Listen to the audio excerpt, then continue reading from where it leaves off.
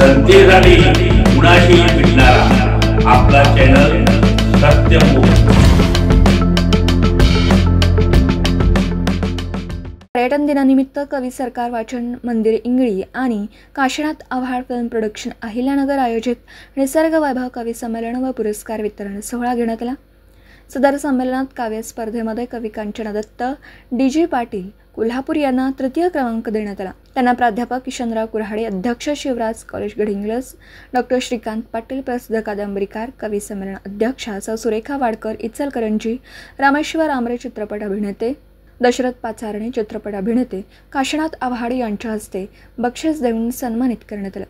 सदर संमेलनात अनेक जिल्ह्यातून कवी कवयित्री यांनी सहभाग घेतला होता। सत्यमुख प्रतिनिधी विलास पाटील, इंगळी तालुका हातकणंगले।